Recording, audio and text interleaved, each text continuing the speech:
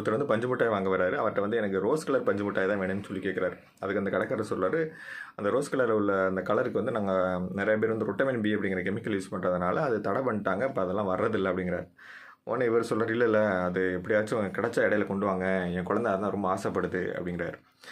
இல்லை இல்லை அது வாய்ப்பே இல்லைங்கிறாரு. உடனே அதெல்லாம் எனக்கு தெரியும், ஆனால் என் குழந்தை ஆசைப்படுதில்ல, அதுக்காக நான் ஒன்று வாங்கி கொடுத்தா என்ன தப்பு இருக்குது அப்படிங்கிற மாதிரி ஒரு மாதிரி கோவமாக பேசுகிறார்.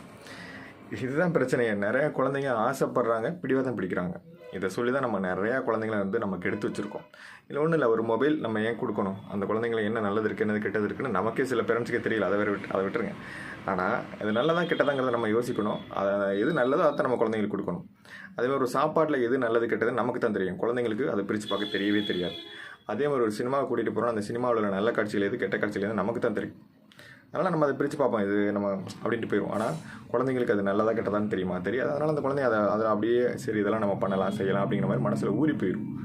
அதனால் அந்த தவறுகளை கண்டிப்பாக ஈஸியாக செய்கிறதுக்கான வாய்ப்புகள் அதிகம். அதனால தான் ரொம்ப சினிமாக்களை நம்ம அதிகமாக காட்டக்கூடாது. நிறையா மொபைலு, கேம்ஸு, நிறையா உணவு முறைகள்லையுமே வந்து திரும்ப திரும்ப திரும்ப ஒரு தவறான உணவுகள் நம்ம கொடுத்துக்கிட்டே இருக்கணும். வீட்டு சாப்பாடு நான் சொல்லலை, வெளி சாப்பாடுகளில் ஒரு சில உணவு முறைகளை நம்ம அவாய்ட் பண்ணுறது ரொம்ப நல்லது. ரொம்ப ஃபேன்சியாக இருக்குதுன்னு மட்டும் நம்ம நினைக்கக்கூடாது. அந்த ஃபேன்சியில் நம்ம என்ன கலந்துருக்காங்க, என்னென்ன கெமிக்கல், இவ்வளோ கலராக இருக்கிறதுக்கு என்ன ரீசனு, அது டேஸ்ட்டாக இருக்கிறது என்ன ரீசன், எல்லாமே பேரண்ட்ஸ் தெரிஞ்சுக்கணும்.